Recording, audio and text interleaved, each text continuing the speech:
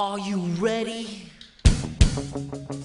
Ladies and gentlemen, boys and girls, children of all ages, Tool to Play presents Still Got Game with Derek D. Smooth Nolan and Joel Duda Rock Albert.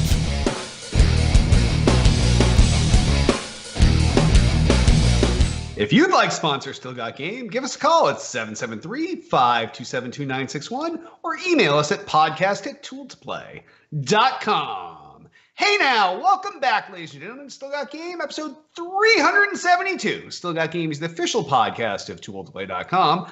I am, as always, Derek D. Smooth Nolan. And I am Joel Duda Rock Albert. And joining us later from the news desk will be Tiffany Electrify Nolan, and super producer Hitman will be with us at some points during the show, and definitely in the after show. So we are back. It's 2018. We had a little bit of time off. There was the worst of overlapping of vacations and sicknesses and storms and holidays, and there wasn't a lot we could do. No, there was not. I think it was what? How long has it been? Has it been 2-3 weeks? 2 weeks? It's been since the beginning of December. So Jeez. we're talking like 5 weeks since Wow. the last show. That's So, crazy. it is our longest hiatus, natural or unnatural, that we've had since we started. Well, definitely not. I mean, in the sense that we didn't just say, I don't want to do a show. Every single week we had something come up. Yeah. I mean, I was on vacation for 2 full weeks, which is a lot. I know, that was pretty crazy. We expected you to be back last week. You're like, I'm still on vacation. I was like, you've been on vacation like a month, guy. Come on. I wish I was, because then maybe it would have been a vacation, but no. Yeah. But we are back. It's 2018. This is our last of our old format, if you will, shows before episode 373 will kick off our new, less scripted, less structured show. So we will see how that goes next week. And we will be looking for your comments and stuff on that. But speaking of comments and feedback, why don't we just start off with feedback from the outline says last week's show, but it's really last year's show. And remember, if you want to leave us a voicemail, it will cut you off after a minute. Vargas11 comments. I like the insight you provided in the last show while answering Altius's question about the Xbox One X and PS4 Pro sales being driven by either more enhanced 4K games or cheaper 4K TVs. I'm in the prior category for now, but if I was buying my first Xbox One right now, it definitely would be an Xbox One X. Yeah, I think if you're a first time, it makes sense. You're a first time buyer, then you're going to get the latest model. I don't see why you would buy an older one. I guess that kind of makes sense. I mean, the thing with the Xbox One X, like we discussed a year and a half ago, was really just that it's right now, at least for me as an owner, I don't think the value is currently there. It's a nice to have, but for what is required and me playing it on a 24-inch monitor, finding an HDR 24-inch 4K monitor doesn't exist because you don't buy 4K at 24-inch. It's stupid. It's waste of money. You buy it at 65 inches. Yeah, like the point is you want a larger screen, and so it defeats the purpose of, I don't want to say competitive gaming, but most people that play in a chair, sitting at a desk, generally have like a 24-inch monitor and no bigger, maybe 27.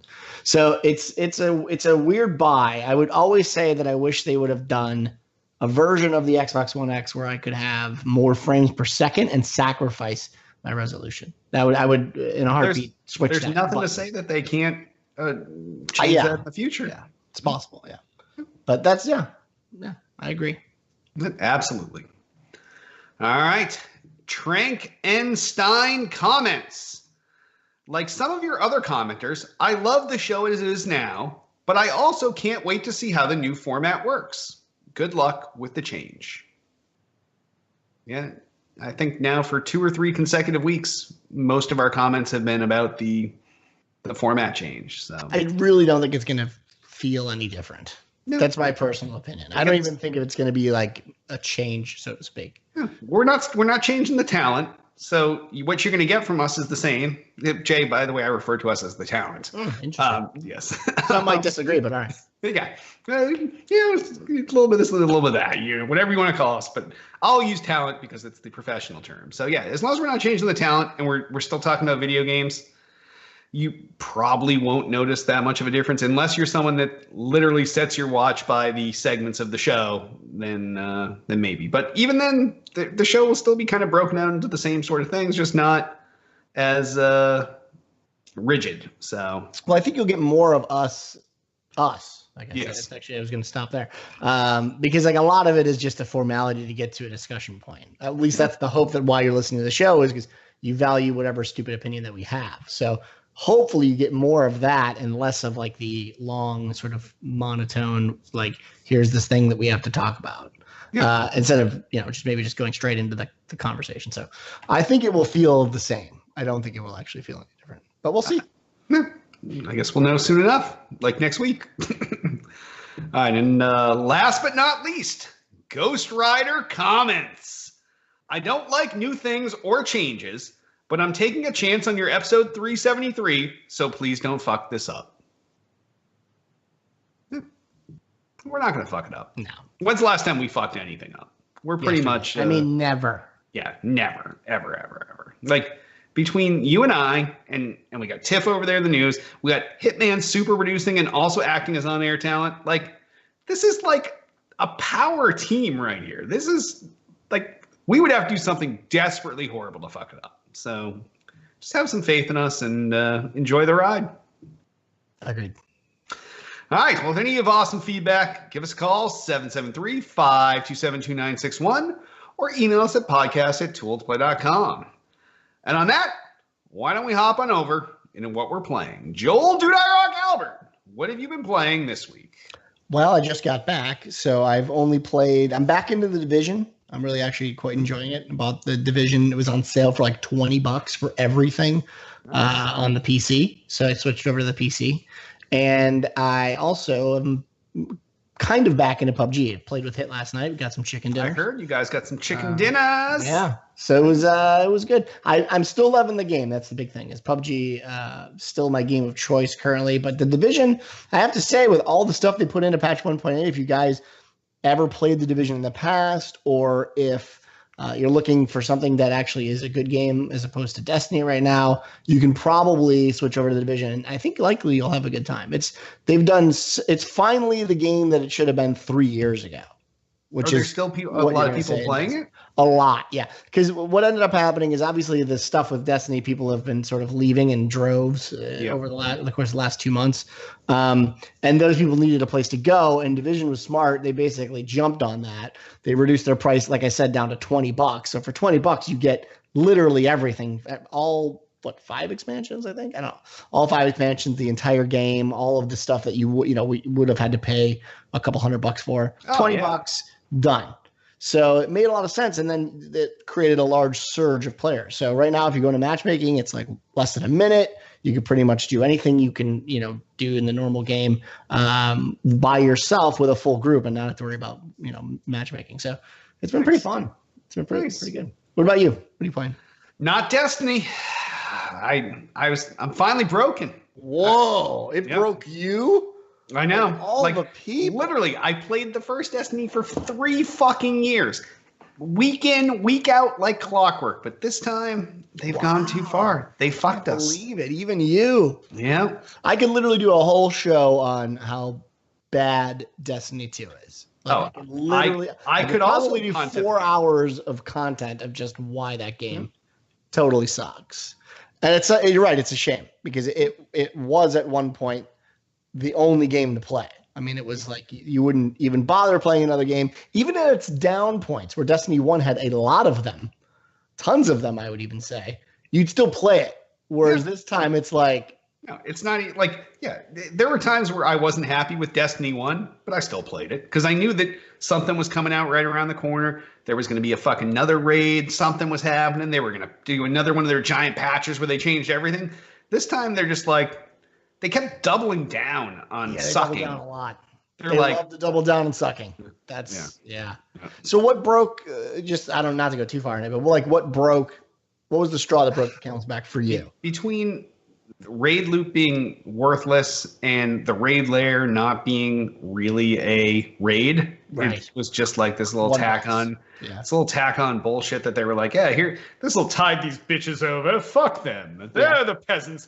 They owe us. No, fuck you guys. Like, give us content. We paid for it. Like, I bought the fucking full board, fucking give me everything back. Like a dumbass. Yeah. So, because the first time around, you kept throwing raids my way. And I was like, yeah, thanks for the more raid. Thanks for another strike. Yeah, there we go. And this time they're like, well, there's going to be some new endgame content. It won't be a raid. It's going to be a raid lair. And that's going to be, we're not even going to build a new area for you. You're going to go in the same fucking building that you went into, not only to do the raid, but to do the stupid key fucking chest run afterwards and waste another 30 minutes of your time. And you're going to go in that same building and there's going to be this one-off thing there. So, no, fuck that. So, well, I'm proud of you. You've taken a stand like the rest of us and said, I'm not going to play this fucking shit. I'm not going to take it anymore. Not taking it. Yep. Power to the people. So what are you playing, consequently? Well, it's been vacation time and stuff, so video game time is low. So about all I've been playing is HQ. I do my games every day. Never get to question 12. My highest is question 10. Felt pretty good about that. If I had a save, like a friend thing, to get me to the next question, I would have got them all because I knew the last two. But I didn't, because when you have those, it just wastes them the very next game you play. And like, you're like, oh, I fucked up on question 3. And it's like, oh, don't worry, you're still in. I didn't want to still be in. I want to save that thing for later. But no. So you guys are you still playing HQ at all? I know Hit still plays HQ. I don't play it at all. Although Hit does have me intrigued to play.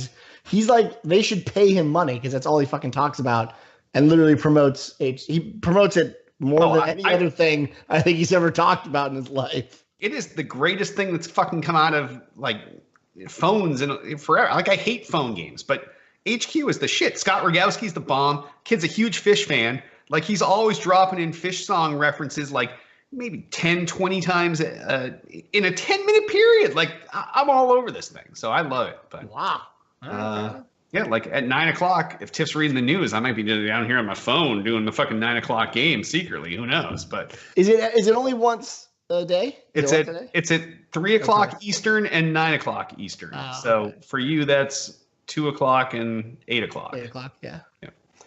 And then there's this fake HQ out there now called the Q, the question, and it's much lower brow, much lower prize pool. It's really? It's out of South Carolina instead of New York City, and it looks that way. But I play that too just because I need my fix. Okay, so that's what I'm doing now. I still don't understand how HQ makes any money because they had understand. They had 2 or 3 rounds of investing now. They got like 20 or 30 but like, million. How is that a sustainable business model? Well, it's not. Right now, they're giving all that money as prizes, but eventually, once they say so right now, the other night there was 1.2 million people watching the 9 o'clock at night game.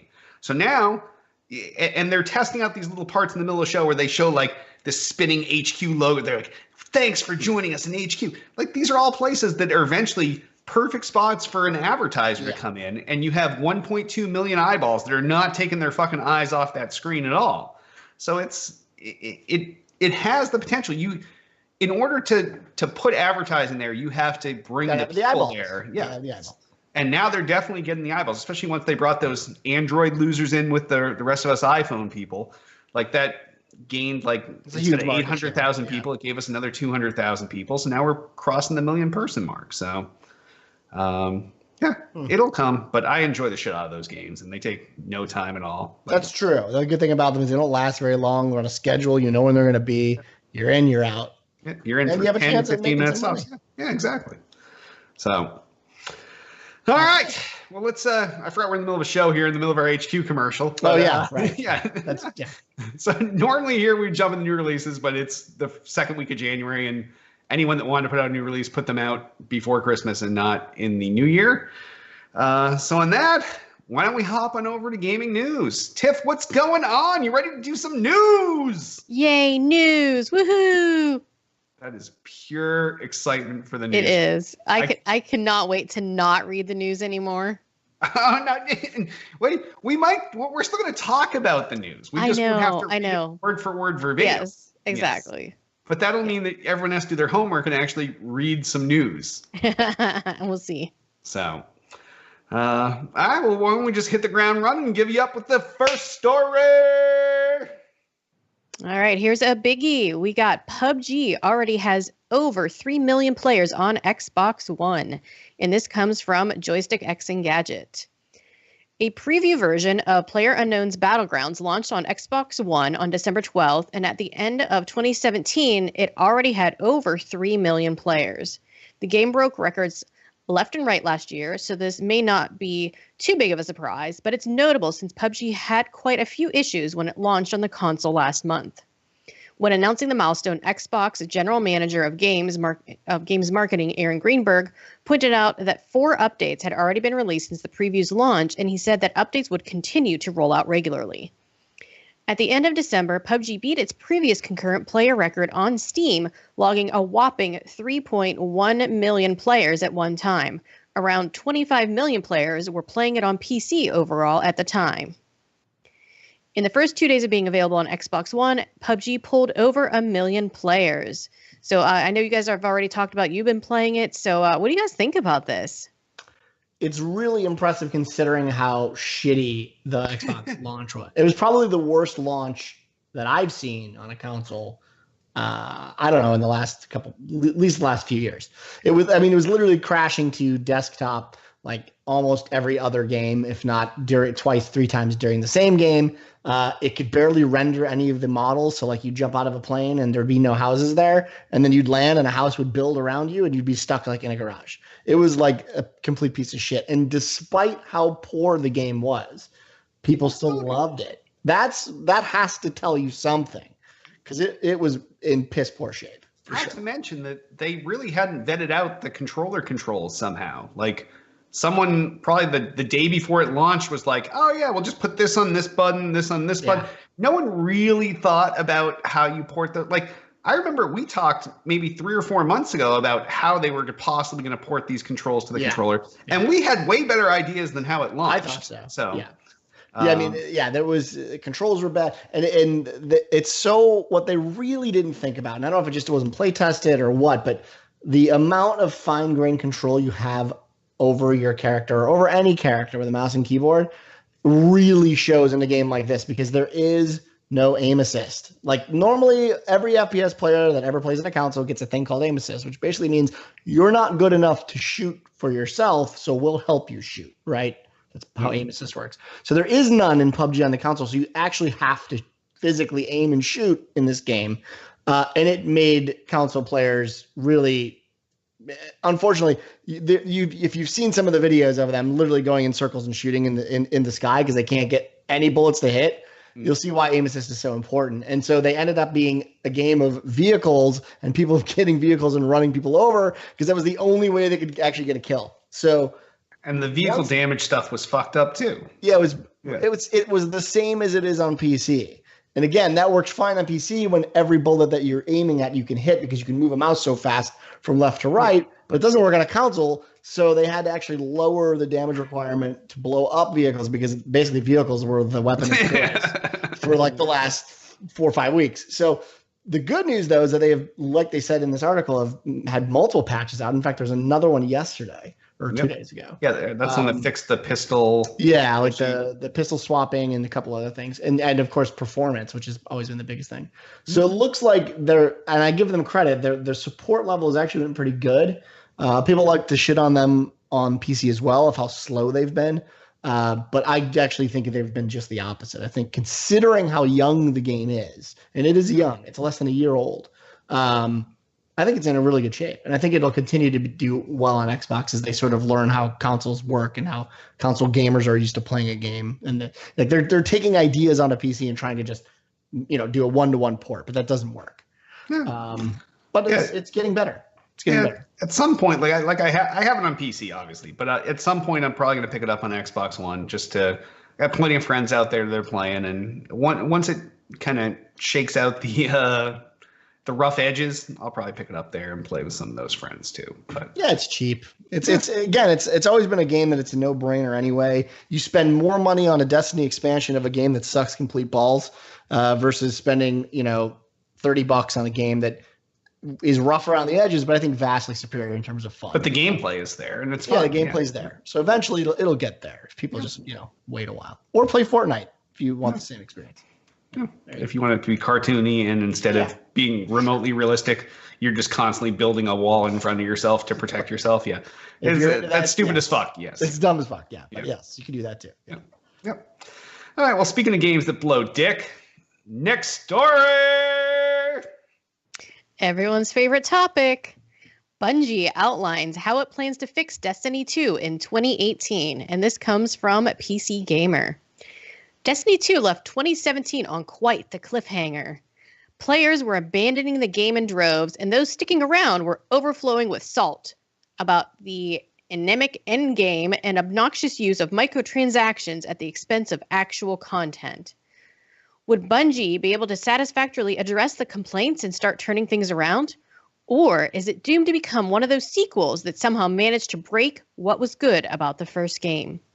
Last week, we finally got some detail regarding how the studio hopes to solve various issues, which were best summed up last year by game director Luke Smith when he admitted, Destiny 2 is a game that doesn't have enough excuses or reasons to play for those hobbyist players. I don't even know what that means, but whatever. Nobody likes Luke. The guy tasked with leading the recovery effort is Christopher Barrett, who had sorry, Eric gives me laugh, sorry. The guy tasked with leading the recovery effort is Christopher Barrett, who heads the live team at Bungie. Thursday afternoon, he published a whopping Destiny 2 development update blog outlining the changes coming over the following weeks and months. And we don't want to go through all of these changes. Hopefully you guys have seen them. If not, there's a whole big article in PC Gamer about all of the updates. I'm sure you guys have seen some of these already. Yeah. So, wow.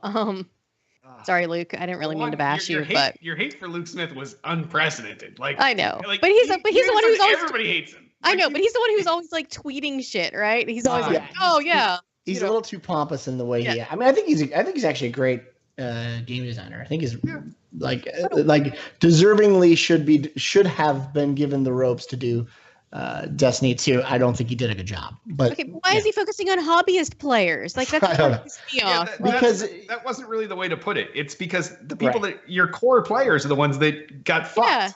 Yeah, it's not the hobbyists. Fuck them. Like they're the ones who screwed it up for the rest of us. That's always here's the thing about that too is it has been designed this time around for obviously the casual player, or at least a little bit more towards casual, for obviously the reason of getting more people to play the game. That's sell more copies.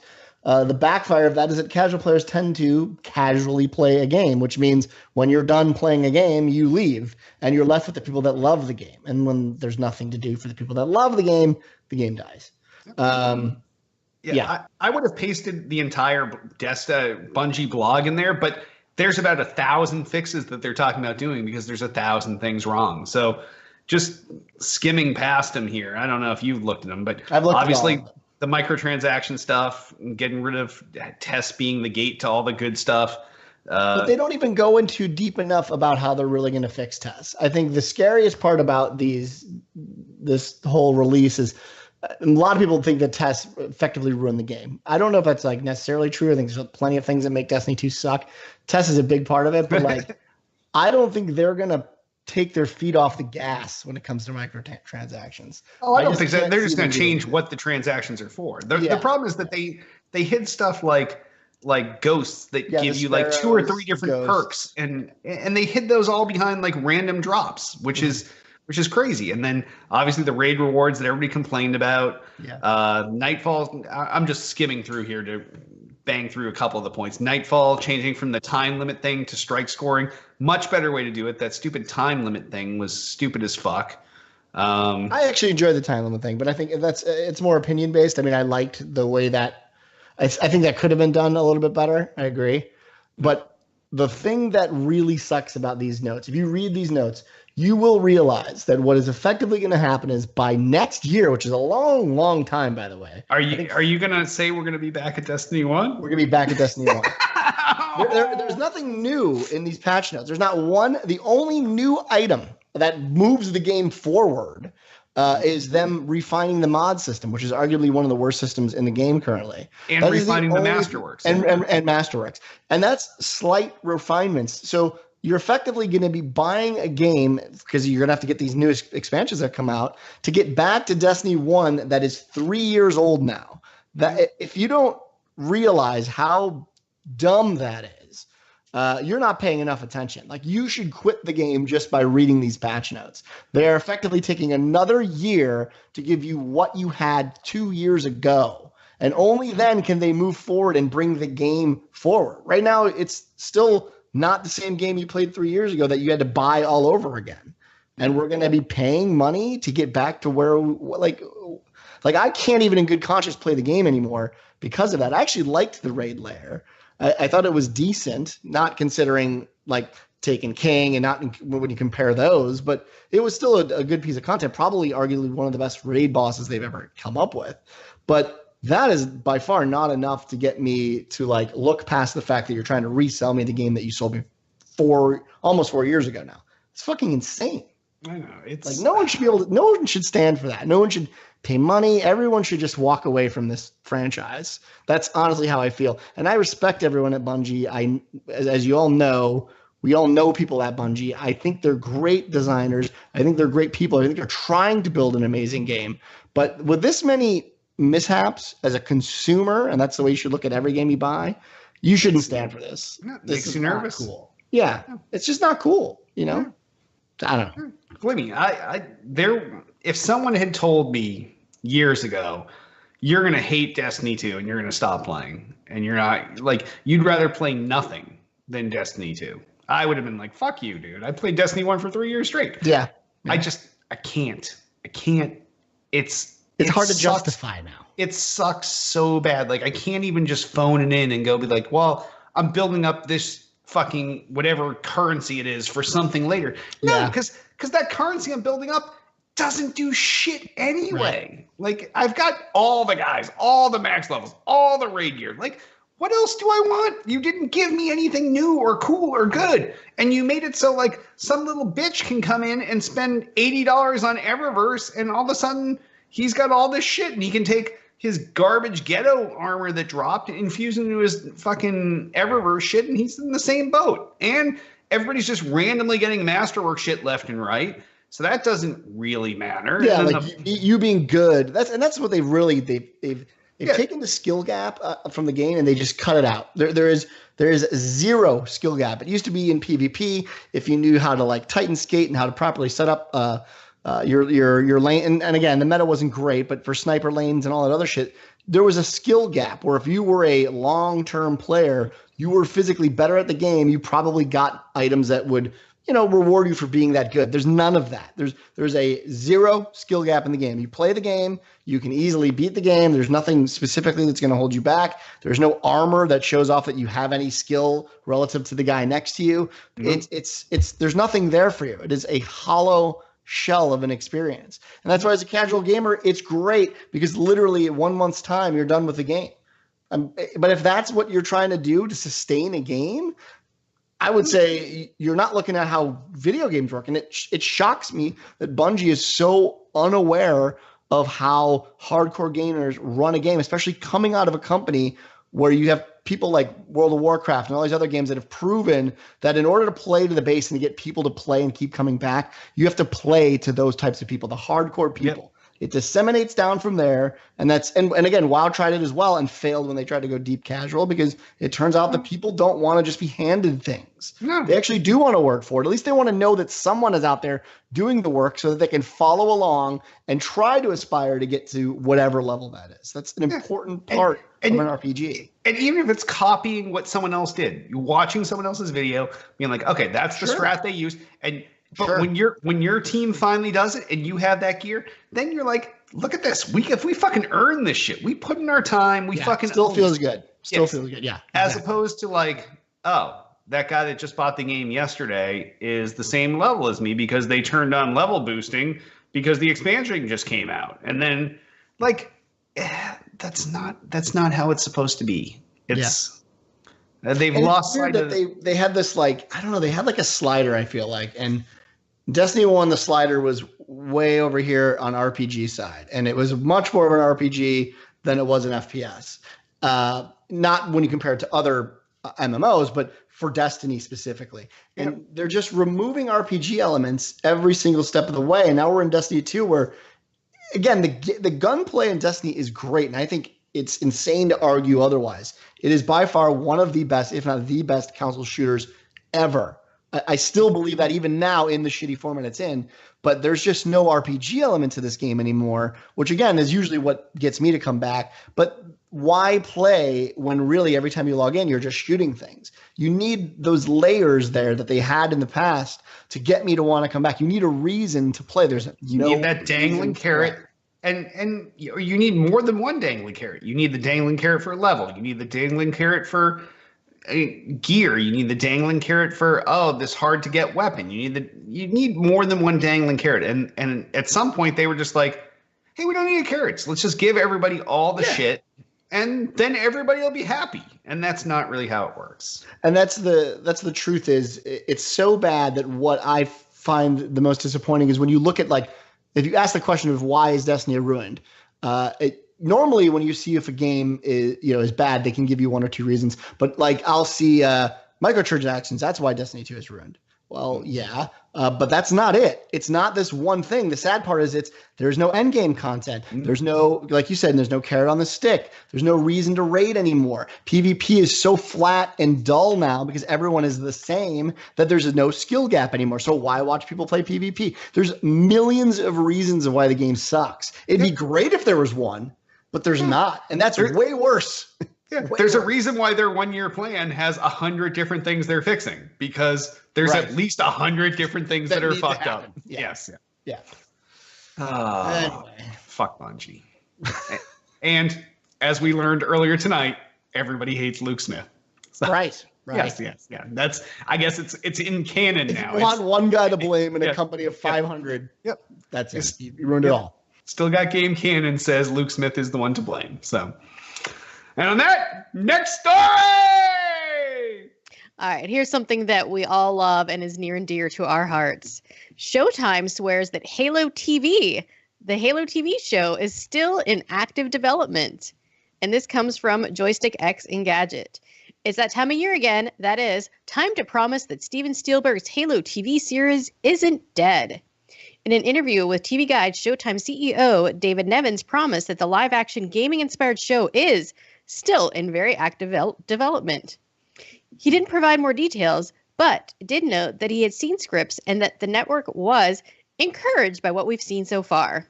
He was confident it would not only please Halo fans, but Showtime's overall drama audience. This may be heartening if you wanted to see how Halo would fare in Hollywood. However, that if may be a problem. Microsoft proudly announced the show alongside the Xbox One in 2013. But it's been in limbo ever since. That's a long time to wait if you're used to getting new games in a franchise every couple of years or less. And remember, Halo 5 shipped in 2015. Even if the TV show arrives in 2018, that's roughly a 3-year gap, interest definitely isn't at its zenith. While game adaptations regularly have trouble standing purely on their own merits, the Halo show might face an even greater challenge than usual. So, I didn't even think this was still a thing. I don't even know where this surfaced from. This is crazy. I thought this was dead too. Like, is anybody still, just a show of hand, is anybody still pumped for a Halo TV show at this point? I mean, I'm at that point now where I'd watch it, right? That's all I can give you is like, yeah, I'll watch it. But I'll also watch like the dumbest shows ever created on TV. I'll give anything a shot. I'm not like hyped for it though. I don't have any sort of. There was a time in our lives though that this would have been the second coming of Christ. We would have been cool. All over this. It would have been cool. I always thought that Halo would have made a better movie than a TV show. I don't think it needs like sort of a serialized piece of content. I think it can be a summer blockbuster, 15-minute movie, and enough. Something that like it's going to get like 2 out of 5 stars right away. Like you don't even care though, right? You're like, okay, it's going to be shitty. It's, the critics are going to pan it, but I'm going to watch it. You mean like the World of Warcraft movie? No, that was so bad that it actually went below. Somehow that movie was worse than the bad movie I was expecting it to be. Yeah, something like that, maybe a little bit better. Yeah. So I don't know. I don't think anyone. I definitely agree that in terms of where it is in the cultural zeitgeist, there is no reason for it right now. No. So like maybe if the new Halo comes out, which presumably is going to happen in the next few years, if it releases alongside of that, there's maybe some tie-ins. I don't know. That could be cool, but I don't really care though. Like ultimately, I don't really care. This is what's called sitting on an IP too long in production hell. Like sometimes you got to strike while the iron's hot. Like think of some of the stupid movies that have come out, like the Emoji Movie. They captured, like, granted, adults hate it, kids love it, because as kids were getting into fucking emojis out the ass, they were like, let's strike while the iron's hot. Boom, Emoji Movie. Like when Halo was hot, you could have struck a movie. It could have been a shitty movie. Like you said, it could have been a 2 out of 5 and people would have watched it because it was current. Right now, Halo is kind of it's lost its luster too. You've got like well, I don't know if it's dedicated. Yeah, I suppose so. I mean, like a lot of these movies, you have the dedicated fan base where you're going to guarantee some sort of ticket sales. Like even with World of Warcraft, especially in China, because again, Warcraft itself was so popular in China at the time. They still did like 300 million, right? Like, it's a failed movie by all critics' terminology and really anyone that saw the film at all. But it was a commercial success in the fact that just so many people, because they play the game, went to go see the movie. That I think is the big problem with a Halo, especially a series. Like, again, it works better as a movie because you're sort of like, I've been playing this game my whole life and I'm so into it. I'm going to go see it. And there's like no, it's a one and done, no commitment, no repeat. Right. You don't need to tune in every week. You don't need to keep, well, I guess because it's Showtime, you don't have to sell ads anyway, but true. But you still have it's like the commitment of, I guess, having the subscription to Showtime. I don't know. Yeah. It just seems weird to me that like, out of all of the games that you could make into a series, Halo does not strike me as like serial content. I don't know. No, Mass Effect, more serial content. Yeah, I could see Mass Effect actually fitting that genre. Sure. Left 4 Dead is your alternate Walking Dead type content. Yeah. Like there's Tomb Raider. You could do serial content. Lara Croft could have different adventures. I mean, Master Chief can go on adventures every week and all that stuff, but it's such this like magnum opus. Like the whole idea of Halo, it's so epic. Game, it's so right. You can't have like, and this week on Halo, it's like that doesn't like what like he didn't Master Chief shaved and warm enough and like it just that's.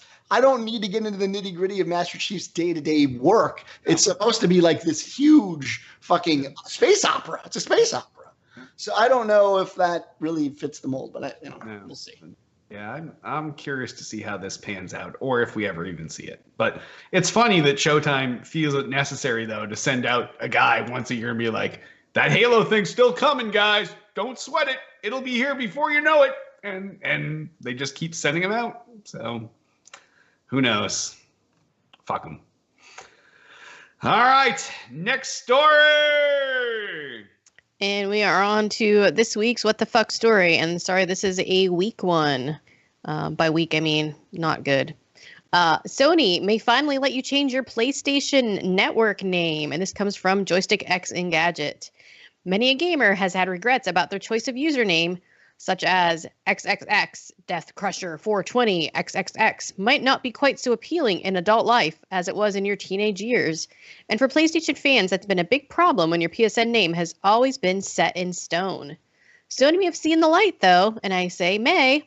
In an interview at PlayStation Experience, the company's Sean Layden said he hoped to have a name change option available by next year's Experience.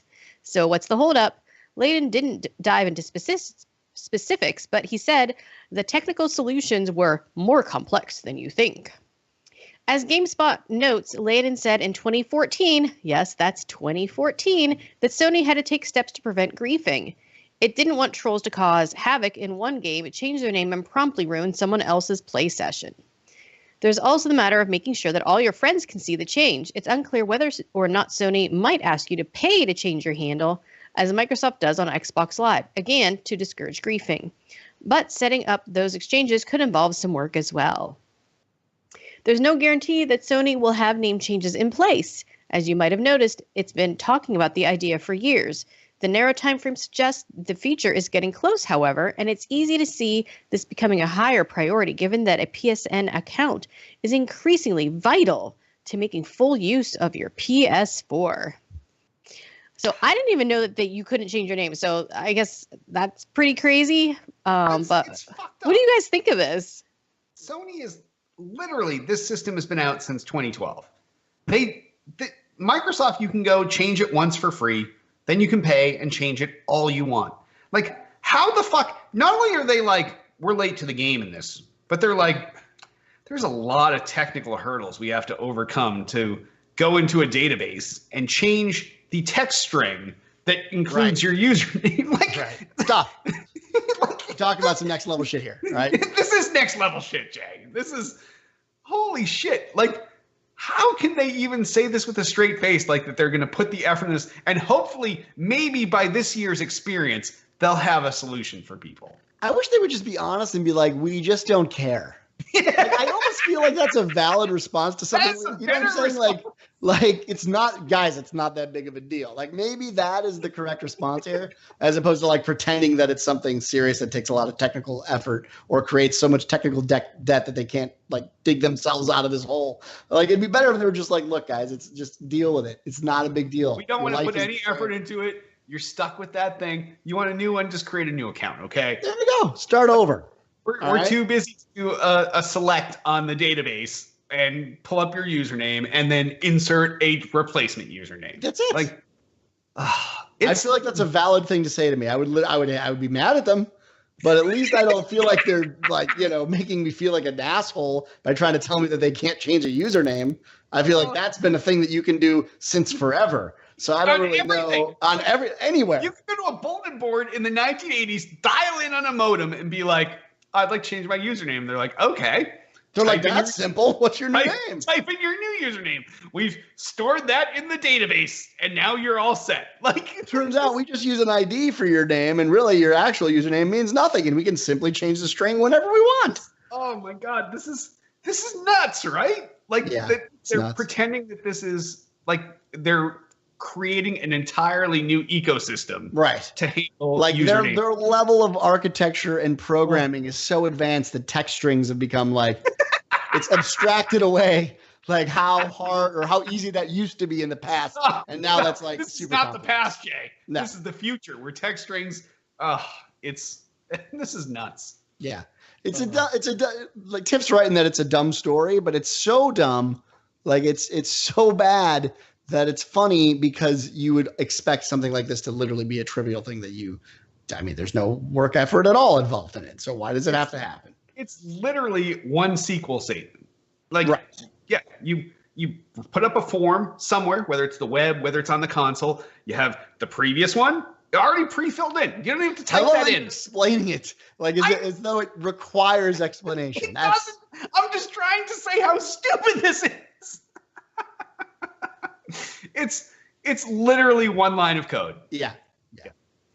And maybe an are you sure? Right. Yeah. You got to confirm. You got to confirm. Two lines of code. There you go. What do you think about this story? Jay, this story has me saying, what the fuck? And on that, why don't we hop on over to the mailbag and voicemails, aka Altius's Corner. Altius asks, do you think the popularity of the Nintendo Switch will make Microsoft rethink their handheld strategy? Does the extreme popularity of an underpowered handheld console show that portability is more important than graphics or power to some percent of gamers, or is it only due to the first-party exclusives?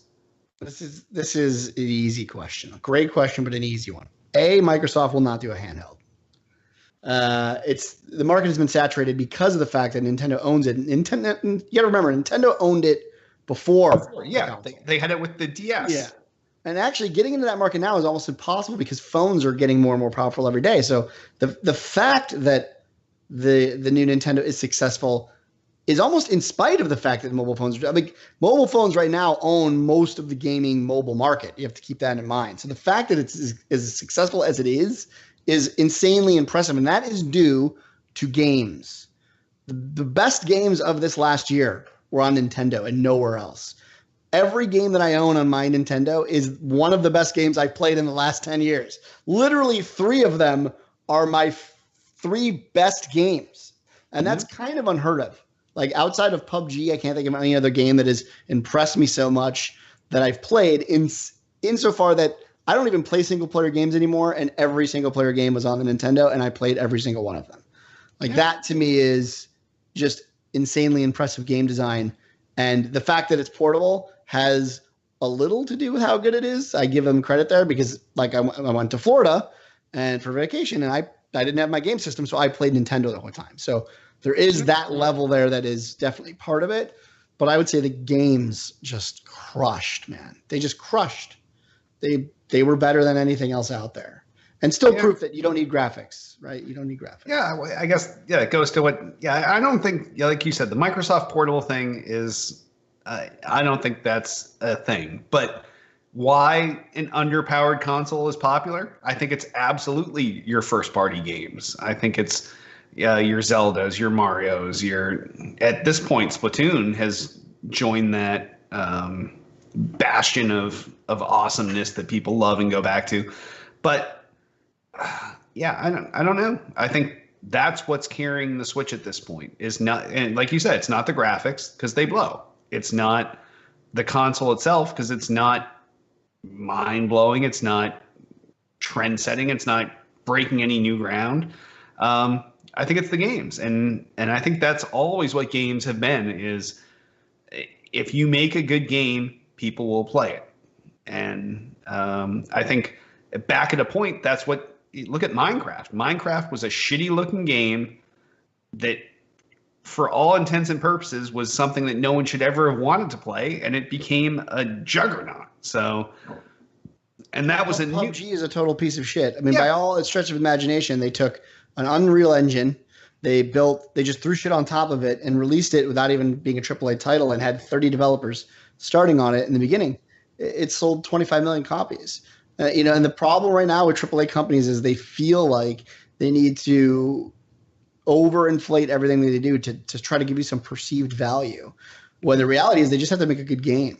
They have to take their time with it. They have to build something that is new and still has some sort of like it has to be familiar, right? People want to play Zelda, they want to play Mario, but they need new ideas, right? And Mario Odyssey, if you've never played it before, you feel completely 100% at home with Mario. You're playing a platformer, but everything in there, those ideas, they're all brand new, right? Like the whole hat gaming and how that turned out in Odyssey is so impressive because you're playing Mario, but everything about that game is brand new. And it's the same with Breath of the Wild, and that's how they seem to be able to build those games is take genres and things that people love and grew up with, but still manage to somehow build a brand new game on top of it. It's really hard to do, but you don't need graphics to do it. You don't need, huge AAA titles to do it. It's possible to do it with a small team. So it's really impressive. It really is. No, I absolutely agree, especially with Mario. Now, Zelda, on the other hand, despite all its massive award wins, it's still a polarizing game. There's still people I agree. that are on both sides of it. A lot of people hate it. A lot of people absolutely love it. Fortunately, the critics were a lot of people that loved it, which helped out with the Game Award stuff. But Mario, no one said anything bad about it. No one hates that game. No. Like, I still think that game probably should well, I guess it's technically not. Is it eligible? Was it eligible? Maybe it wasn't. Because when did it come out? No, it was eligible. No, it was eligible. Yeah. So, I mean, to me, that was a much better game. Like, overall, I think for how impressive that game was in terms of its design and, keeping with the trends of Mario, but still somehow managing to be a totally different video game, it's insanely impressive. And Breath of the Wild, I agree, you either like it, you either love it, or you don't like it. I don't think anyone hates Breath of the Wild, but I think a lot of people just don't get it and don't appreciate it. That's fine, but you can't say that either of those games weren't sort of groundbreaking in how they came out on that platform and helped to really sell hardware sales. That's something that we haven't had in since Halo, right? We haven't had a game on a major system like a Sony or an Xbox that pushed hardware. Yep. Not since Halo CE was really the last one. Yeah, probably, right? Yep. Maybe Destiny for Sony because it was timed exclusives were there, but not really. I don't know. No, really, Halo Combat Evolved was nobody wanted anything to do with the Xbox, and then they're like, "Whoa, you got those guys to make you this shooter, and it's fucking awesome." And people were buying Xboxes that had never would have considered buying a console other than whatever their next PlayStation was going to be. So right, yeah, games make the system. Good question though. Yeah. Good question, Altius, as always. And if any of you want to step up and show Altius who's boss, put up a kick-ass question, give us a call, 773-527-2961, or email us at podcast@tooltoplay.com. You can also comment on the episode's thread on the Tool to Play homepage. And sponsors, remember, by supporting our sponsors, you help support Still Got Game. We got none because they sucked so much asshole, it wasn't even funny. So if you want to sponsor us, and we have had friends of the show, listeners, people with their own game companies, like we had Game.Minder for a while that was a Tool to Play person that started their own game company. All these other guys, like, you can sponsor us. Don't feel bad about it. Hey, you know what? You got a birthday party coming up. You want to fucking pimp your shit here? Doesn't matter. Like, at this point, we're not taking any money from shit sponsors. So if you want to lowball us, lowball us. We'll see what happens. Give us a call, 773-527-2961. Email us at podcast@tooltoplay.com. You can tell us what you're selling. We'll tell you if you're going to pay us. We'll sell it. You pay us. Boom. Done. Twitter us up. You can find everything Tool to Play related at twitter.com/tooltoplay. Everything podcast related at twitter.com/still_got_game. I, king of the internet, got everything that's fucking holy. I'm at twitter.com/Derek Nolan. And I'm at twitter.com/JudaiRock. You can find me at twitter.com/electrify. Twitter.com/i6hitman. Facebook the fuck out of us. Facebook.com/tool-to-play. Facebook.com/Derek Nolan. Facebook.com/JudaiRock. Facebook.com/Tiff Nolan. Facebook.com/i6hitman. We also have a YouTube channel, youtube.com/tool-to-play. That is where Tool to Play puts all of our archive video content, whether it's episodes of this show, whether it's old school fucking Thick and Thin with LB and Duty featuring i6 Hitman, whether it's Hits Quick Hits, one of the most popular shows that's ever graced our network, whether it's Tiff's immature interviews or immature interviews. She's giving me the shake. That was the name. It was a one and done, but people loved it, and they constantly clamored for that to come back, just like they do with Hits Quick Hits. So both of those are probably coming back. But if you want to watch some of those old episodes, just go to youtube.com/tool-to-play, and you can find all of our archive video content there. Also, please rate and review this podcast on iTunes. We need some 5-star reviews, just like always. Like, I know a lot of you have been listening forever. You're like, I already reviewed this thing way back 13 years ago. Well, you know what? We changed the name twice. We fucked shit up. We were idiots. You may not have a review there. So go there, give us a 5-star review. And if you got 5 extra seconds, just write something nice and tell people how much you love the show. We also have a Twitch channel, twitch.tv/tool-to-play. That's where we pump out our live video content. You can go watch this show. You can watch games that we stream. Anyone on the team that's streaming a game automatically goes out to our channel. Definitely where our live stuff happens. So there's 2 buttons there. There's one that says follow. Definitely do that. Follow us. You'll be notified whenever we're going live on Twitch. And it'll be like, oh, Tool to Play has just gone live. And you can click one button, watch us, whatever. But there's another button there. It's called subscribe. And that's how you directly help the show out. So for only $5 a month, $4.99, not even, you can go there, subscribe. And that money, unlike any other money that goes through sponsors or anything else, that goes directly in our pocket. Like, so that's really helping us out. But let's say you're thinking to yourself, $5, fuck that. That's like a Starbucks. I can't afford that. I'd rather get a coffee. Well, that's okay, because chances are you're probably Amazon Prime, like everybody else that's not an idiot, because Amazon Prime's the greatest deal on the planet. And when you're Amazon Prime, you're also Twitch Prime. And Twitch Prime lets you once a month pick any one Twitch channel and go there and subscribe absolutely free. The catch, you have to go back every single month and redo it, but costs you nothing, still gives us the $5. So all you Amazon Prime subscribers, aka Twitch Prime subscribers, go there, click subscribe on the Tool to Play channel, and use your Twitch Prime subscription. Help us out. Costs you nothing, gives us a $5. So would be very nice of you, and we'd much appreciate it. I guess also next week is episode 373. It is the new format episode, which will be interesting and unique and new. And none of us know what the fuck is going on. I'm not even sure what's going to happen, but I'm pretty excited about it. And I hope you all are too, because we're doing this for you, because we love you. That's why we step out every week, well, except during the holidays. But we come out here every week. We spend an hour or so, hour and a half, and we use our time not to make money, because this is a loss leader. for a thing that also doesn't make money. Like a loss leader is usually you put that out there and then you make money on something else. But we don't make money in any of this. So we're doing this just for the love of you guys. So you know what? Tune in next week for episode 373 and we'll see what happens. And we're going to give you our best and hopefully you all tune in and still love it. So I guess I want to remind you all, you can join us each and every Monday night, 8 p.m. Eastern, 5 p.m. Pacific, twitch.tv/tooltoplay. And on that, I am Derek D. Smooth Nolan. I am Joel Duda Rock Albert. I'm Tiffany Electrify Nolan. I am Roger Hitman Roken. We'll see you next week for 373.